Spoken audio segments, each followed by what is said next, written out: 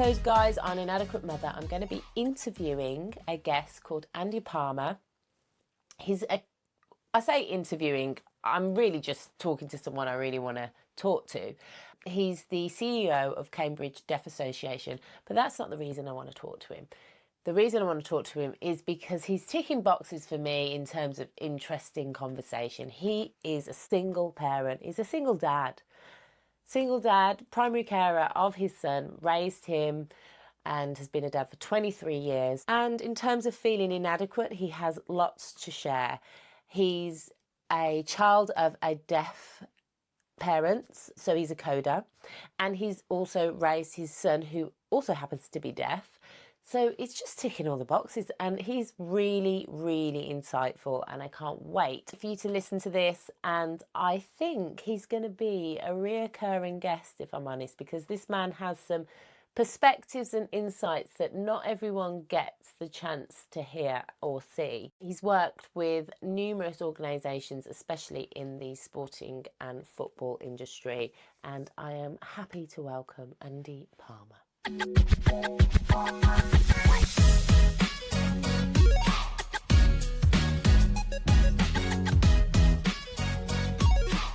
Thank you so much, Andy, for being on today on The Inadequate Mother.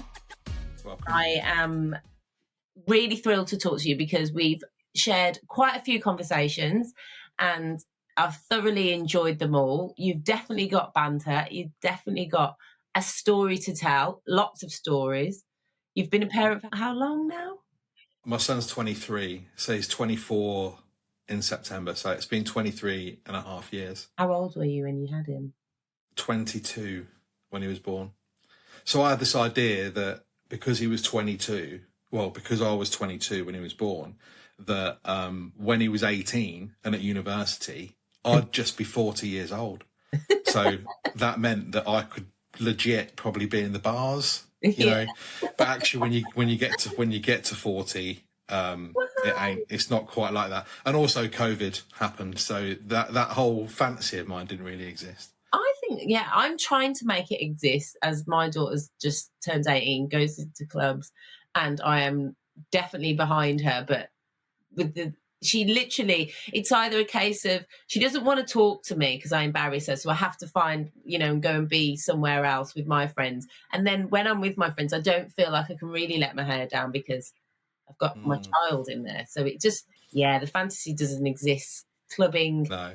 it just, But then, although I did go clubbing recently with, it was the England Deaf or the England Para Awards night. So all the para footballers got awarded their caps. Right. And then we went, it was in Birmingham at the Birmingham Library. A beautiful place to have an award. The FA really do a great job of honouring deaf and disabled and para athletes. Anyway, so had the award ceremony, they got awarded their caps. Brilliant night. And then I went clubbing with some of the England boys afterwards.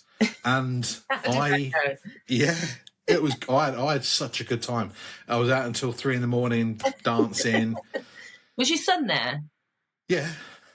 And did he at any point go, calm down, Dad, calm down? Like my No, I actually think, and I think this is probably true of all dad dancers, that I'm actually really good and people just want to join in when they see me dance.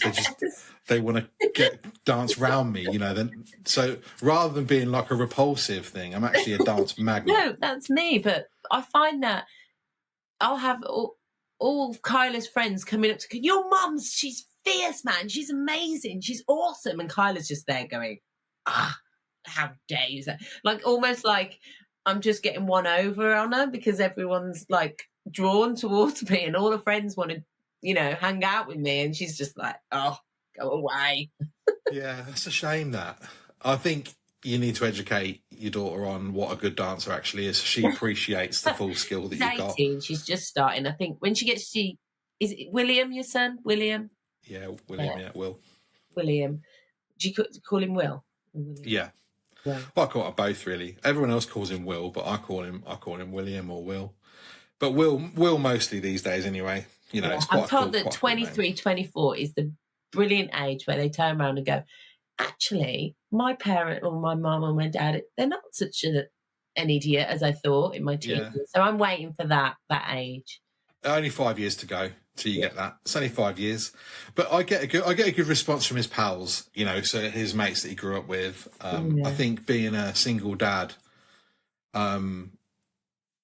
meant that I was able to open the house up to him and his pals for parties, so birthday parties and stuff, and any time the boxing was on, they used to come around here, and so I think his friends definitely remember this house as being a place where they could come along, and maybe the rules weren't as strict. Although all their parents are all really cool anyway. So, we were kind of lucky with the group of kids it was and the parents. I was kind of lucky to land here, I think. That's good. Whereabouts are you? I'm in Hampton, in Peterborough. So it's like a new township in the last 20 years. It's been bolted on to the south of Peterborough. And that's where I went to learn about podcasting, progressive podcasting in Peterborough. I went and spent a couple of nights out. It's a shame we didn't connect before that. I could have come over and said hi, because it was a long trek over there. But you were in Cambridge, were you? I've got deaf parents, and they always used to go to Cambridge Deaf Club. So the building, if you like, in Cambridge, where the Deaf Club was, I've got some of my earliest memories in that building. And so I've always been there. And then, 34 years later, or whatever it was, the job came up, and I'd been working in the kind of deafness and hard of hearing kind of industry for a while at that point, and it came up, and I got the job. So it was. What were you doing before then? What were you? I was working for a charity called R&ID. At the time, they'd changed their name to Action on Hearing Loss. Bit controversial. Won't go into that. I remember. I worked for them. Yeah. So I worked for them, and I was their information line and tinnitus helpline and customer service manager. So we used to take thousands of calls every week, and just support people to get the right products that they needed to be able to access sound or be alerted. And also, to be fair, the really important part of that job is the tinnitus support, because that absolutely ruins people's lives, tinnitus. I mean, I've got tinnitus, and luckily I worked on the helpline, so I learned how to cope with tinnitus. I've got it through. I used to be a DJ, believe it or not. So. Oh my goodness! I know, not a very good one. There's so many layers to you. I know our lives are quite parallel in terms of nightclub. I used to run a nightclub. Anyway, carry on. So tinnitus helpline. Are those people on there ringing up suicidal? Through the tinnitus. But the sound, is it like just the feeling of having that constant sound, not being able to switch off? Absolutely. And for some people, it's manageable. For some people, it fluctuates. It can be really loud. It can be in both ears. It can be really distracting. Luckily for me, mine's just like a high-pitched ring noise that is just 24 hours a day. But I don't notice it unless there's like a moment of stress or I start talking about it, and that's when I can hear it. But then I've sort of trained my brain to know that sound isn't actually a threat to me. It doesn't threaten me whatsoever. So my brain can just filter it out, basically. So I did that for R&ID, and then prior to that, I worked for an insurance company, sort of being a team leader, selling car insurance to people ringing up, so giving car insurance quotes. And I became a manager and a trainer in that company. And then alongside that, I also was a news and sports reporter for the local paper, so I did a bit of journalism. And then I'm also totally privileged and honoured to have been the deputy editor of a website called Limping Chicken, which is the deaf news website. That blog, Limping Chicken. If there's any hearing people out there that want to read and look up like deaf experiences and connect with people in the sign language community through blogging, is what it is, isn't it? Essentially, it's a blog, and it's brilliant. It's been around for years as well. So, how many years has that been going? I think it's been about 1,000 years now. I think it's been going. 1,000 years. But it's been 1,000 years. I think it was 1,000 years to have a name. Limping Chicken. What is the story behind that? Again, I know there's an interesting story behind. Yes, the story is that I think probably now it's going to be about 15 years ago, I imagine, is probably when the blog was started. I mean, you'd have to ask the owner, Charlie, when he started it. But the story is that there was a documentary, and it was kind of following deaf students through their university experience.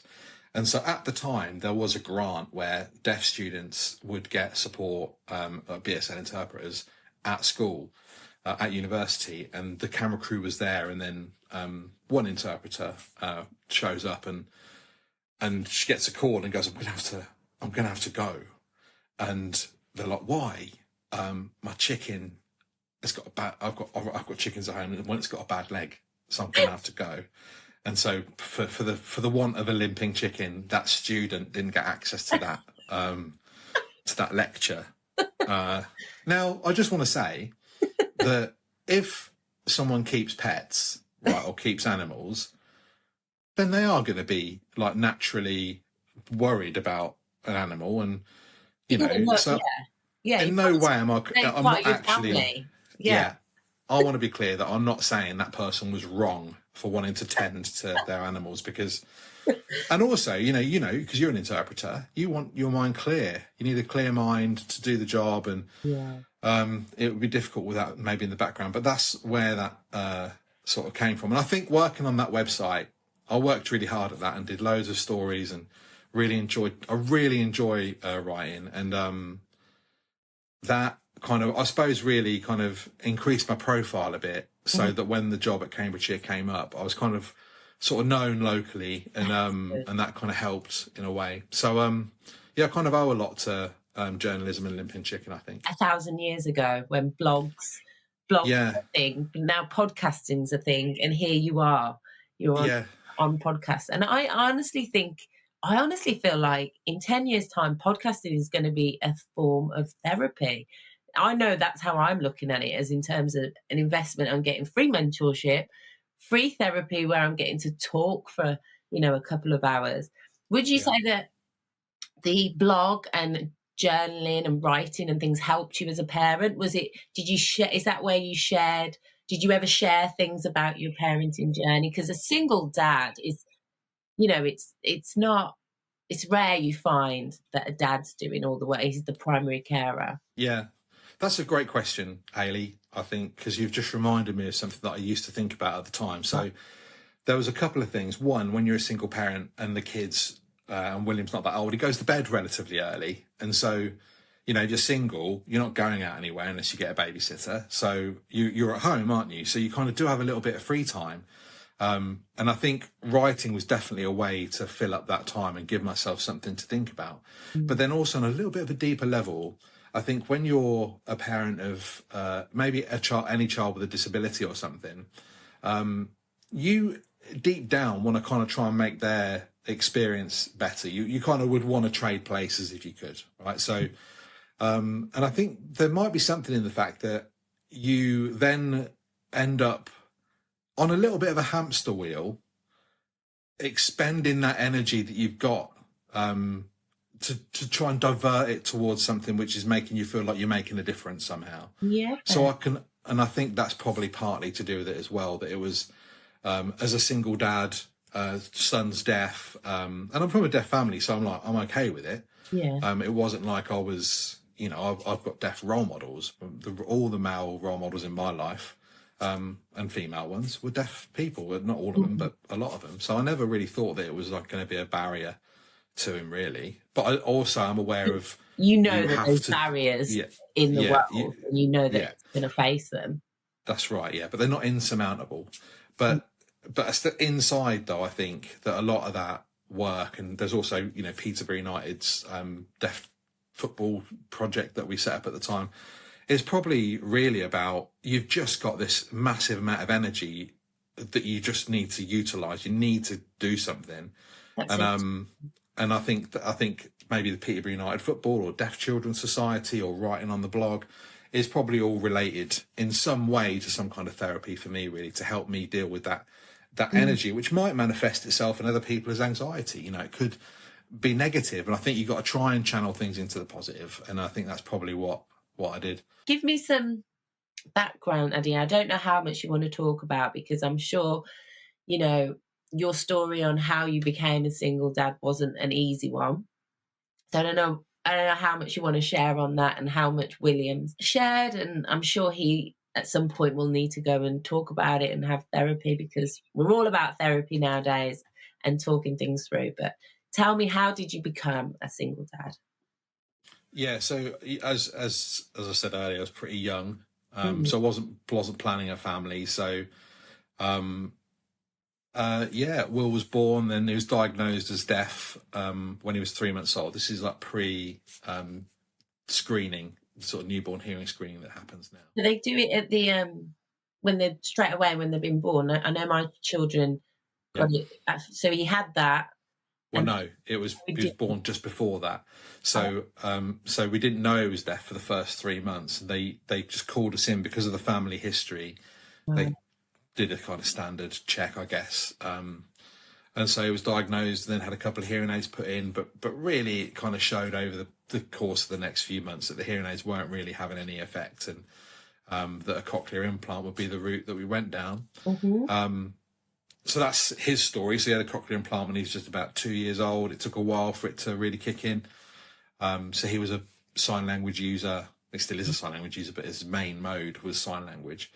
And then, yeah, when he got to about 2 years old, me and his mum, struggled, I think, to be together. And I'm gonna just, have good faith in everybody.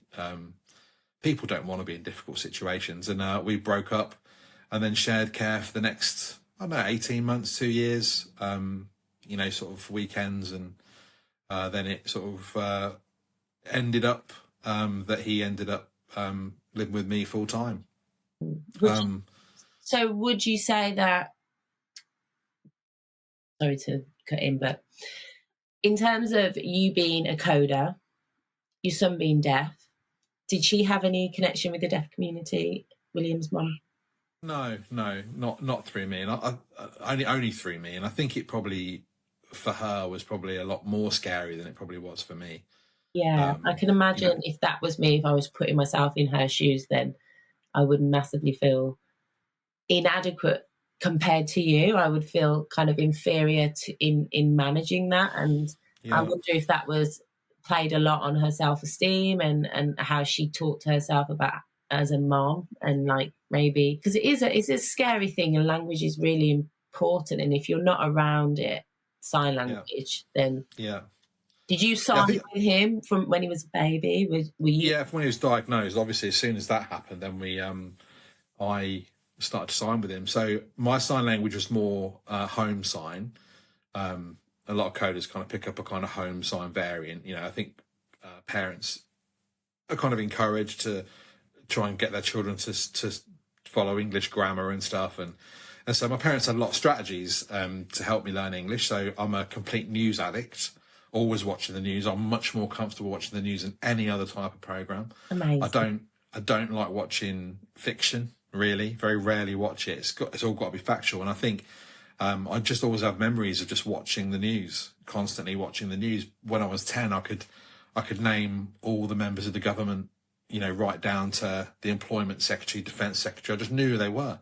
Is that because it was always the news that had the interpreter on, and your parents maybe No, I think they put us in front of good English. Okay.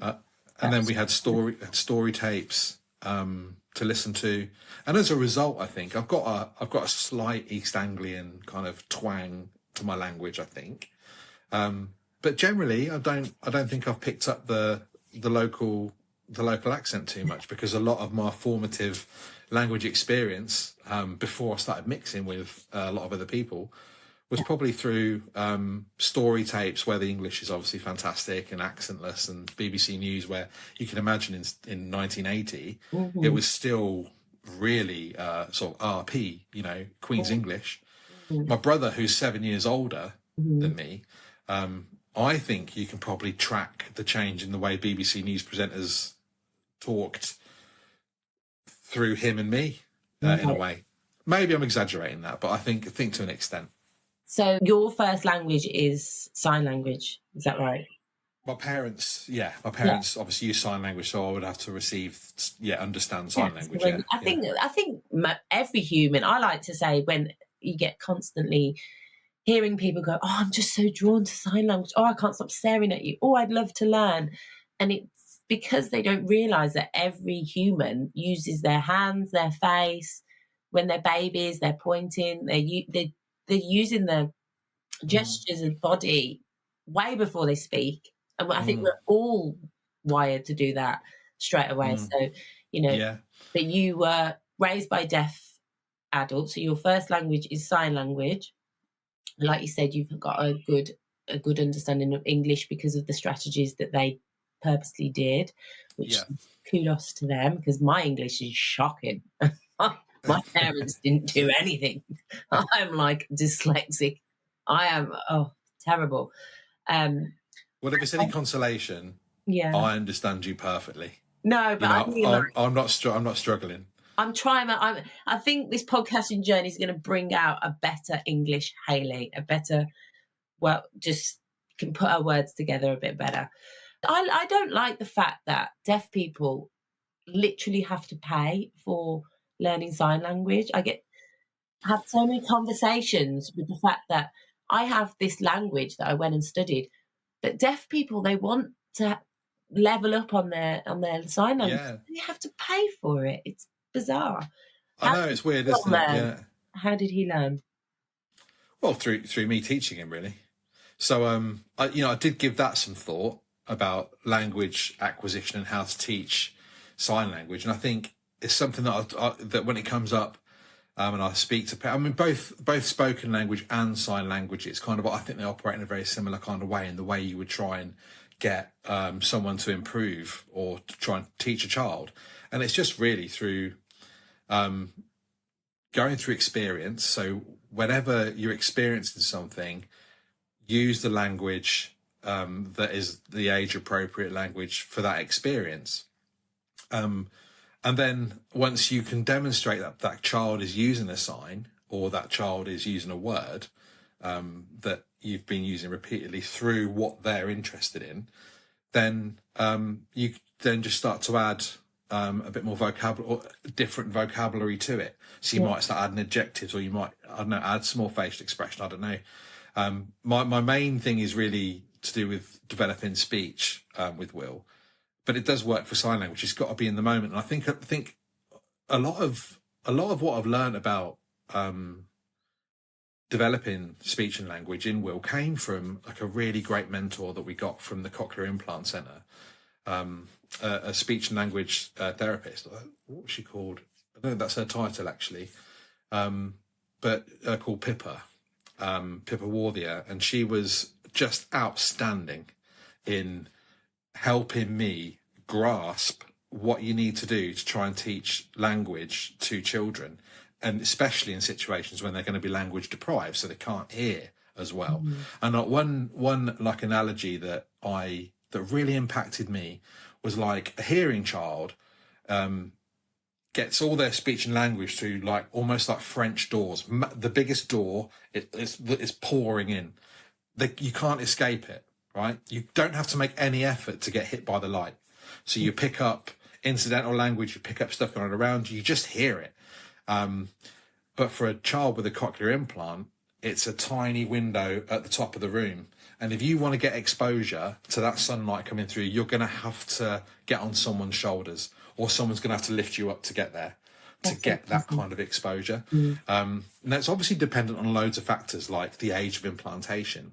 So even a cochlear implant implanted at the age of 2 or 3 is quite late. The brain's already moved on from the thought that it's going to be a speaking and listening brain. It's that part of it. So, when kids babble, they're babbling, right? That's part of like an automatic feedback loop in the brain.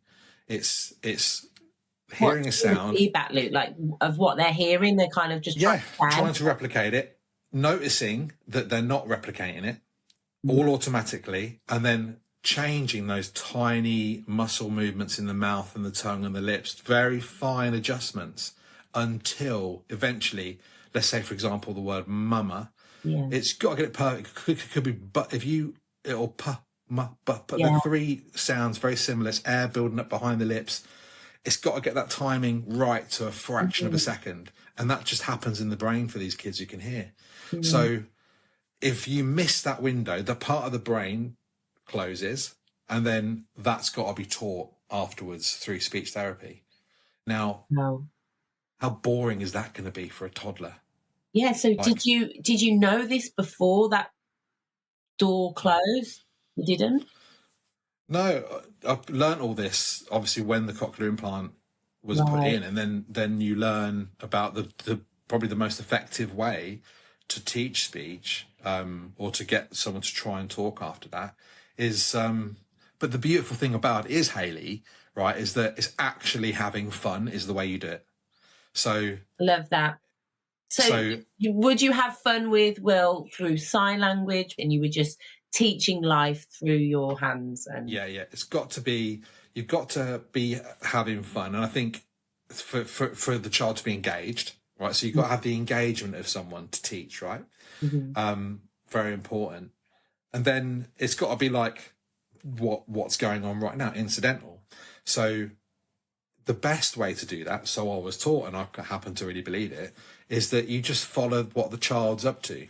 So we have this instinct inside us where we kind of want to dominate the play of our children. So let's say if I want to get on the floor with some cars, right?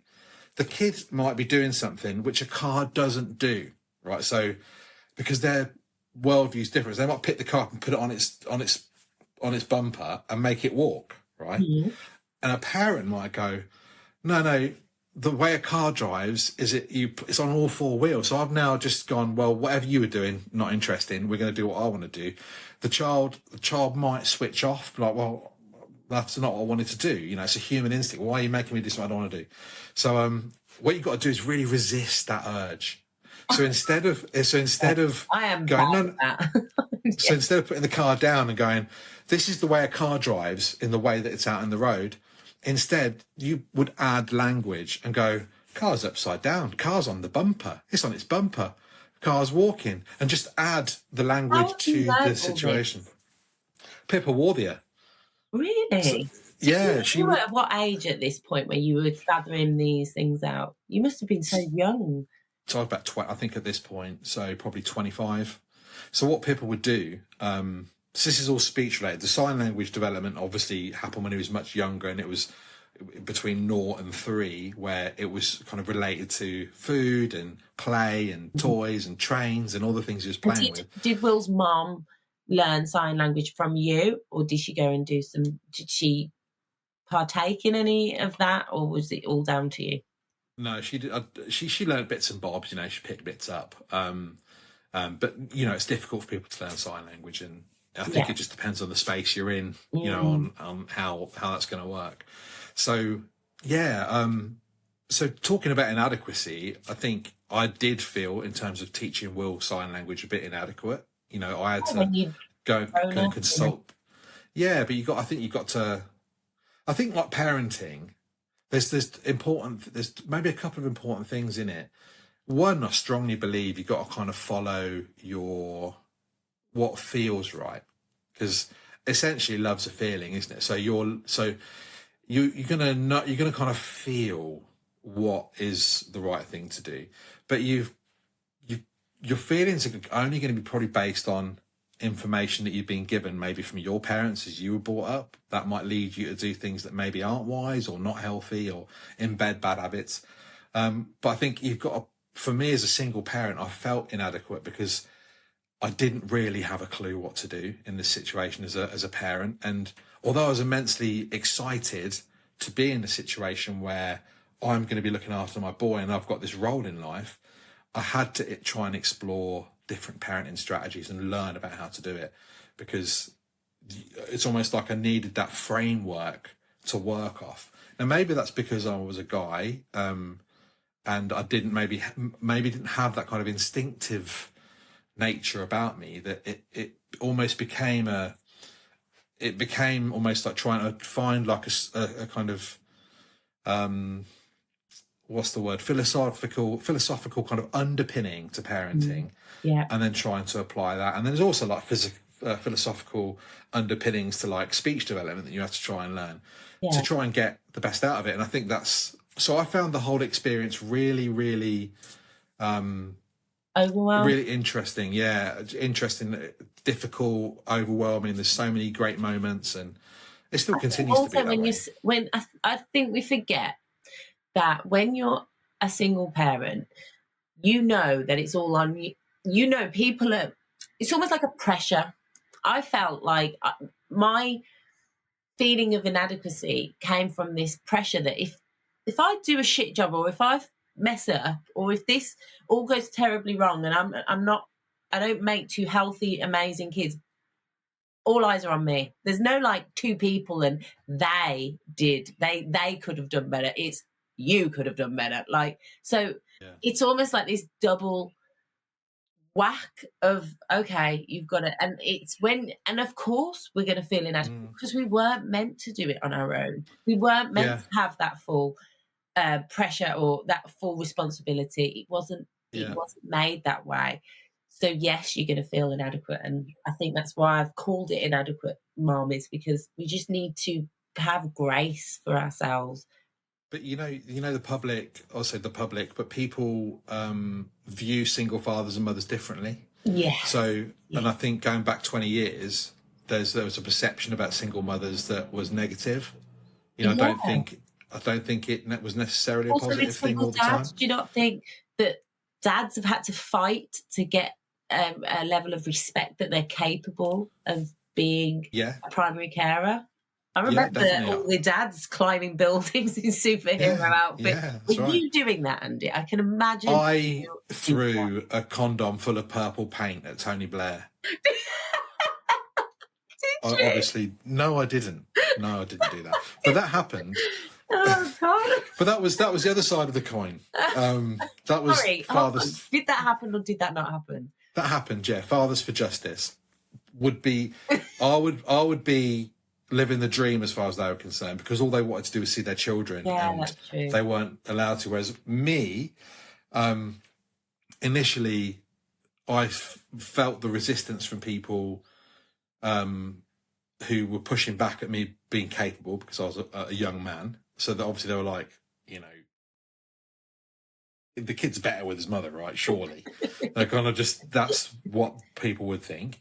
And then after that, so when he did live with me full time, I couldn't turn a corner without people calling me an inspiration. Oh, for God's sake. Oh, that's just, I know so many women that are just going to roll their eyes and go, for God's sake.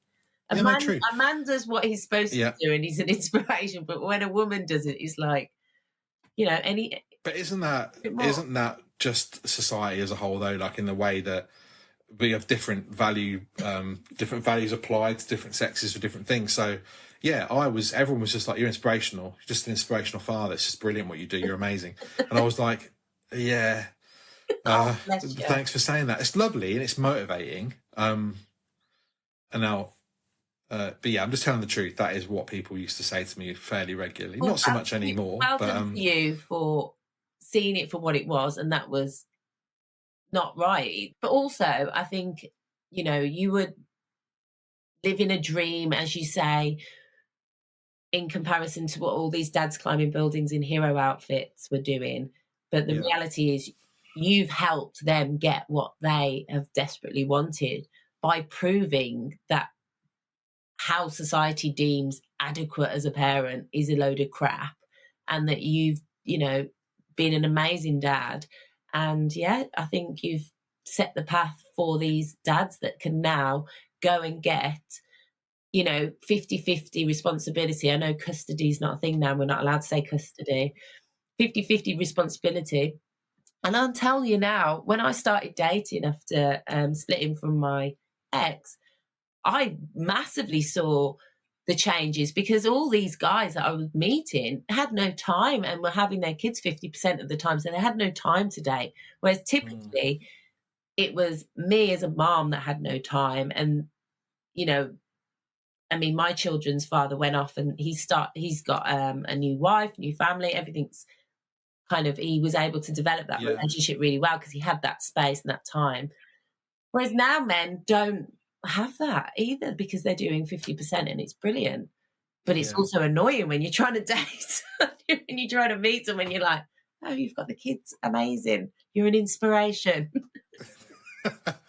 They are, Hayley. You need to give them the credit they deserve. Yeah. But that's the difference. I could definitely see the difference in the way I was treated. And I knew a lot of single mothers at the time. They'd broken up and they were looking after 2 or 3 children, had it way harder than I did, I think, in terms of just 3 times as many uniforms to wash, 3 times as many meals to cook, all that stuff. They weren't getting called inspirations. They weren't people weren't throwing petals wherever they walked. Did you get that? And did people throw petals at you? No, it's a euphemism, Hayley. I bet it did you some good though in the dating scene when people saw you as this hero, inspirational dad. Did it melt a few women's hearts? Come on, be honest. Long pause here, people. Long pause. Well, what do you think it would have done? I think so. I think women are drawn to men that have that fatherly kind of hands-on way about them. I think women go, oh, aren't you good? And Yeah, but why is that? Why can't that just be? Women crave why can't that just be normal? Because women have been craving men to operate and help them in their parenting journey, I think. And it's society has set these kind of rules. Religions set it, government set it. It's all about exchange. We go into the world and we exchange for labour. But a woman's labour was her nurturing of children, and a man's labour was his work and his provision. And those have been the rules for so long. And those rules are just shit and they don't work. And they're just only going to make a damaged society, in my opinion, more damaged. We're supposed to be a team, and men are supposed to be part of that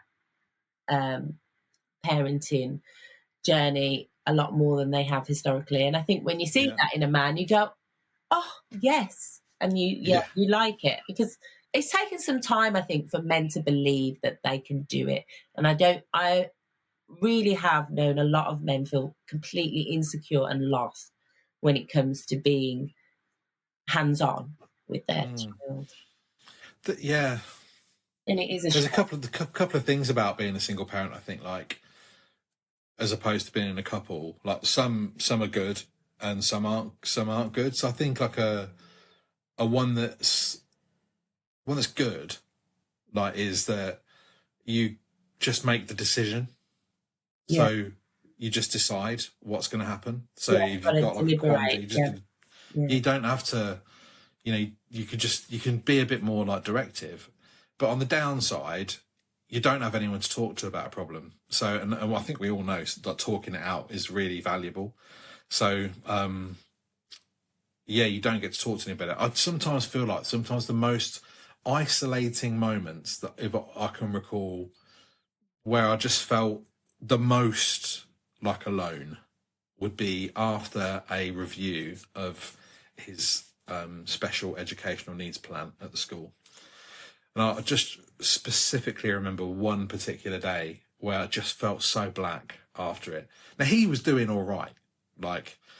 He's fine, really. When you think about it, he's fine. He's got loads of pals. He's really sporty. He's doing all right at school. He's sort of meeting the targets, generally speaking. But you'd sit around the table with the Senko and the teacher of the deaf and the class teacher and the one-to-one support assistant and then maybe a note taker and me. And then sometimes him would be in the meeting for a bit.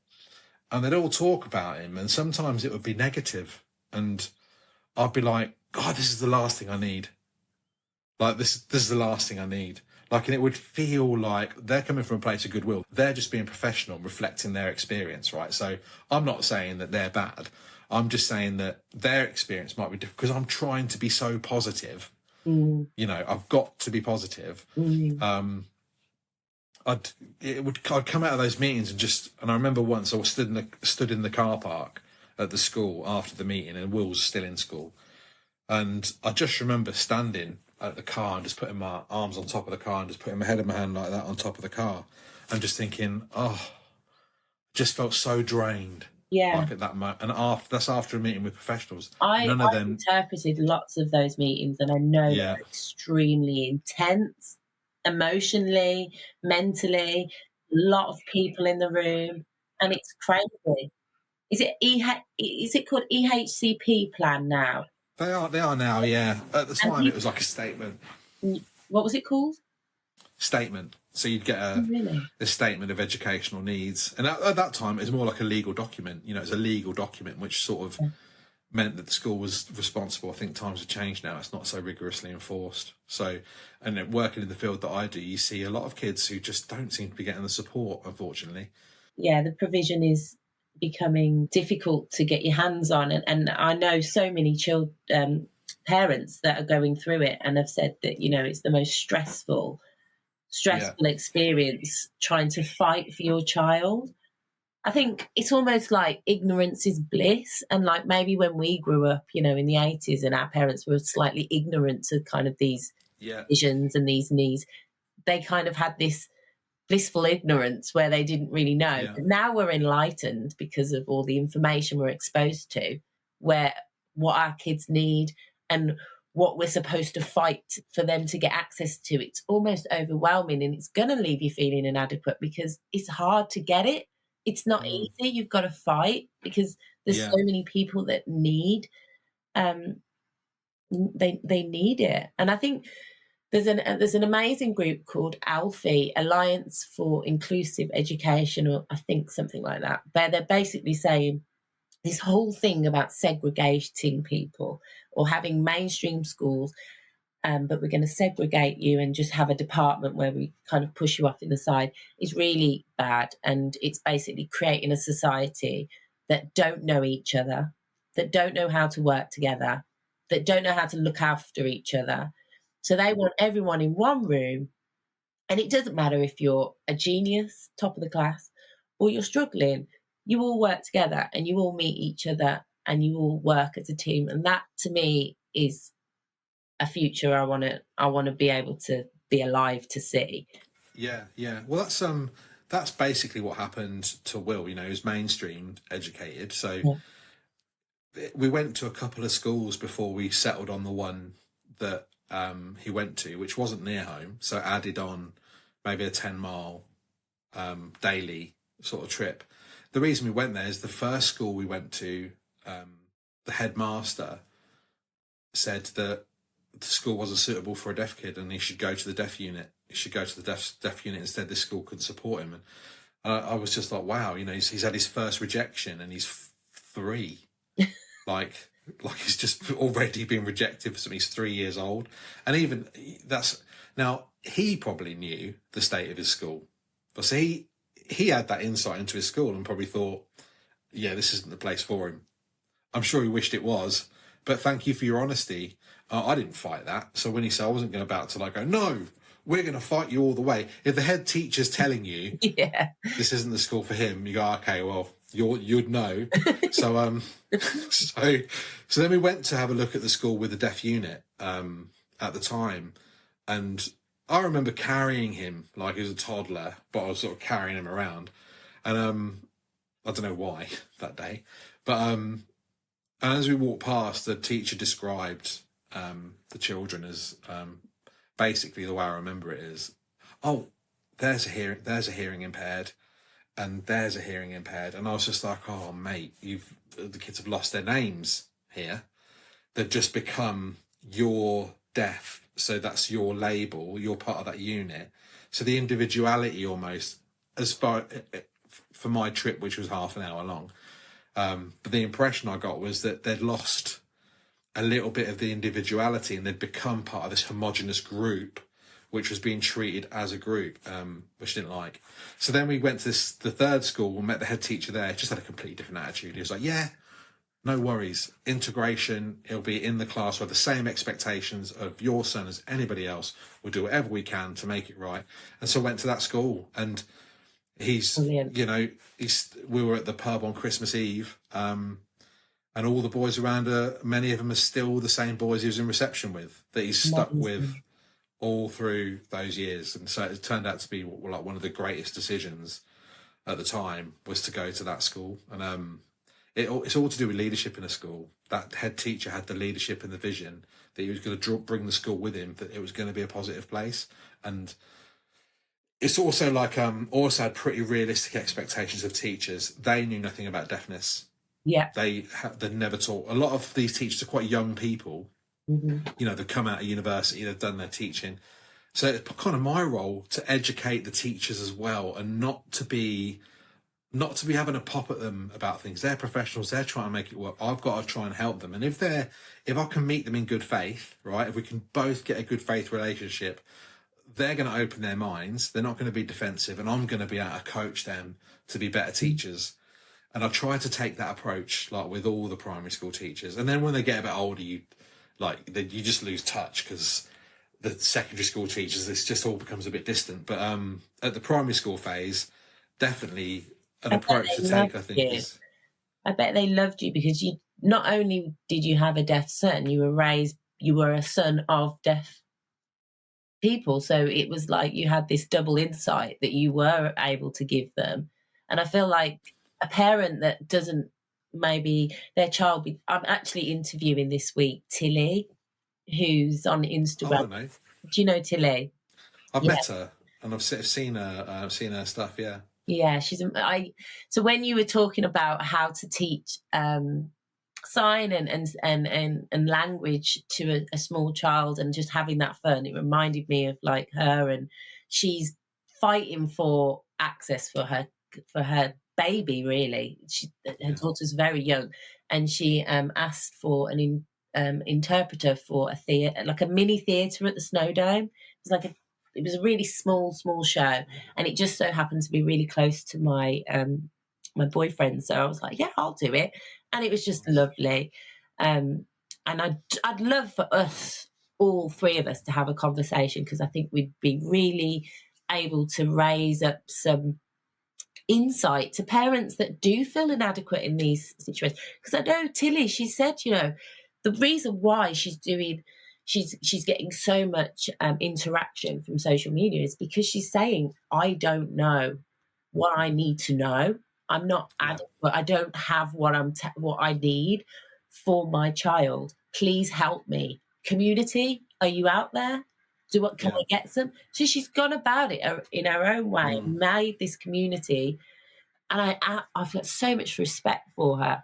And I just feel like people like yourself that have that insight could do so much for parents. Underlying that I think is a central principle that I wish we were all taught at school. Like, it's the central underlying thing, and I think even Socrates said it, right? You're so philosophical. Right. He was getting. I did an A-level in philosophy.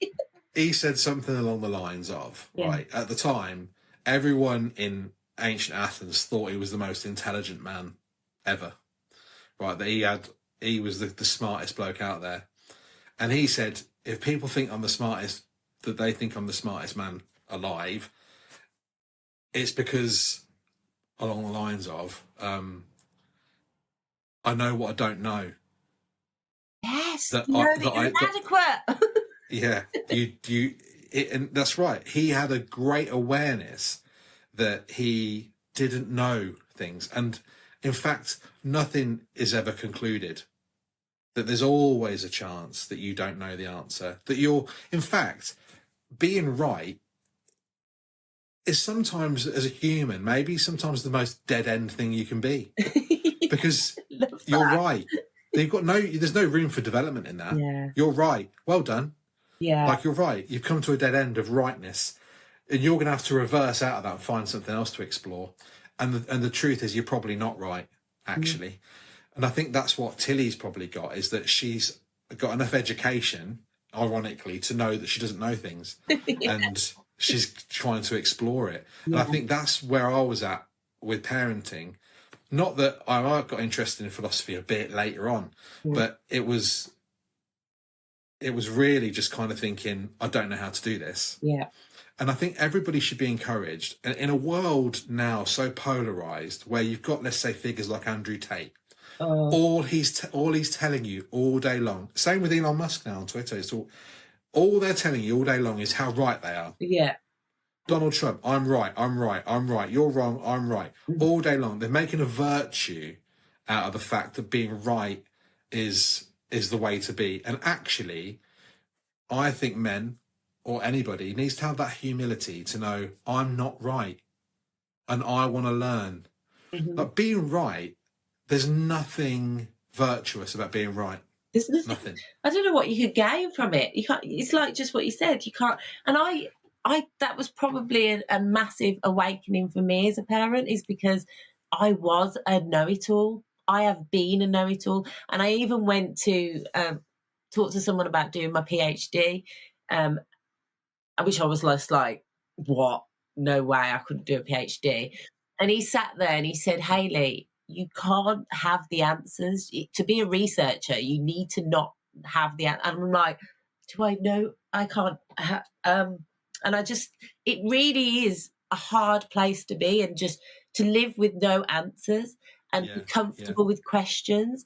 And that really has been the best thing that I've done, is where I'm going to be just, and I've just helped. I did it in a moment of despair, actually, where I really fucked up with my daughters, and our relationship was really struggling. We were just clashing to the point where I was losing it.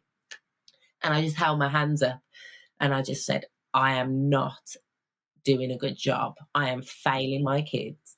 I need help. And I got some support from this life coach.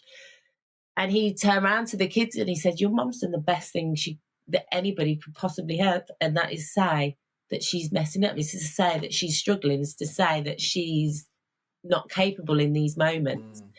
And so the problem with the world, and that's what he said, he's just bombarded with families that aren't connecting with their kids, especially now in this digital age.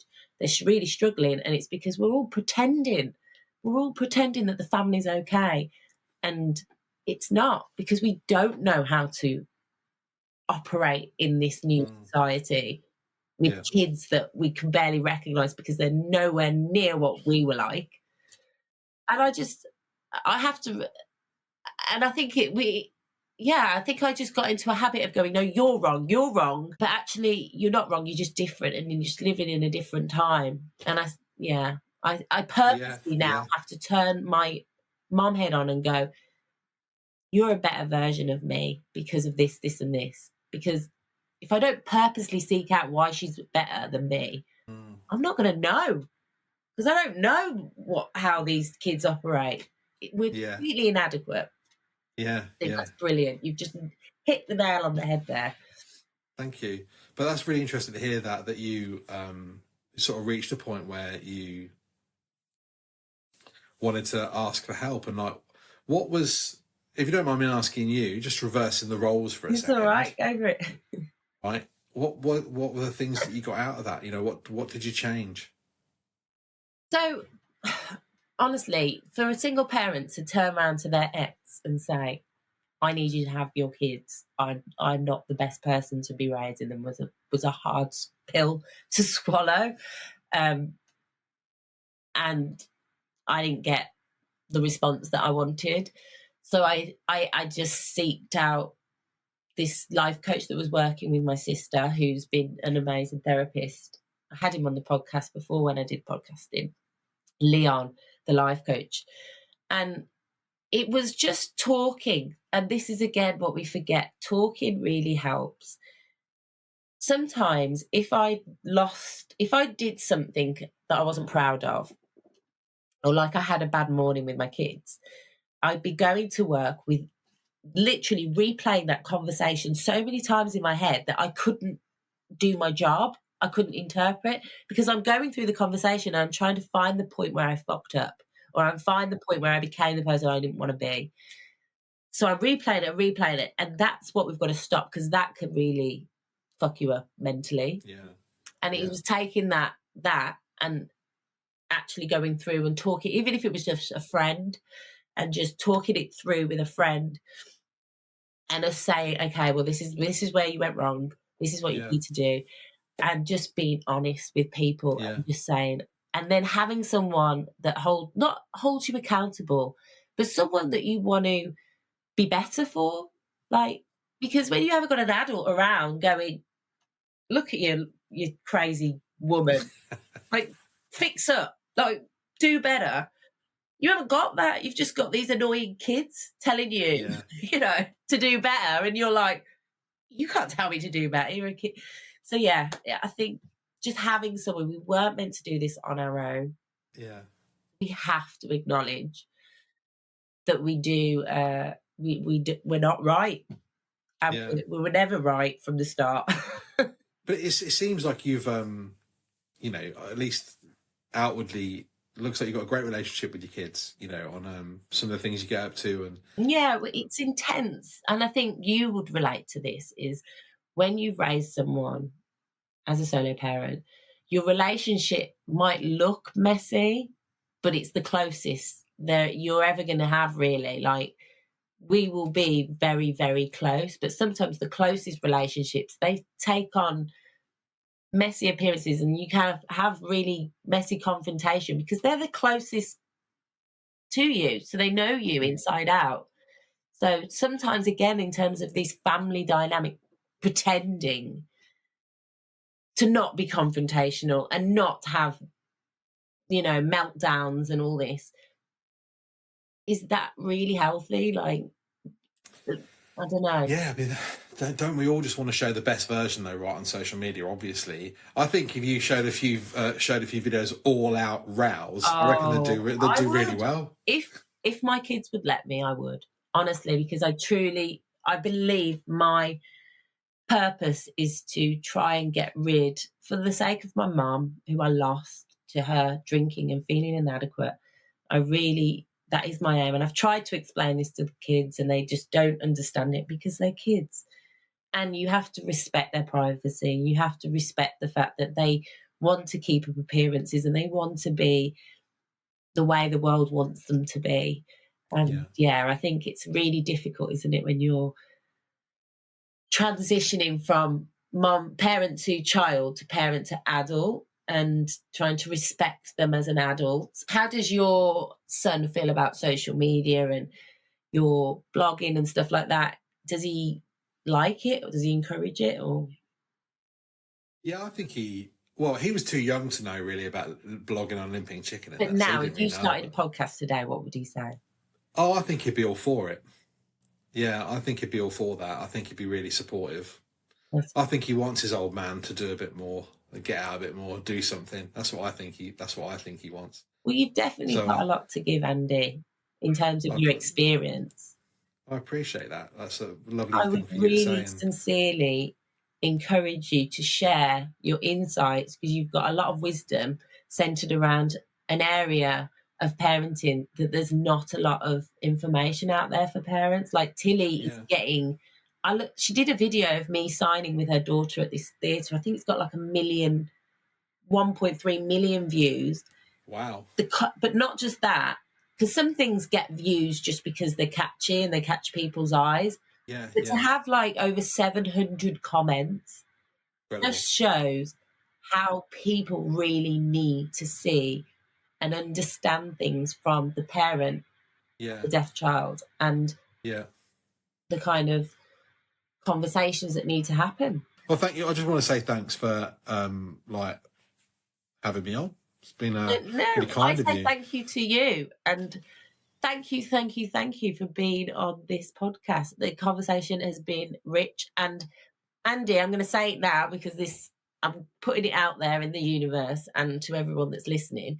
Get your thoughts, ideas, experiences, perspectives, stories, get them in some form of resource, whether it be a podcast, a journal, a book, a blog, whatever it is.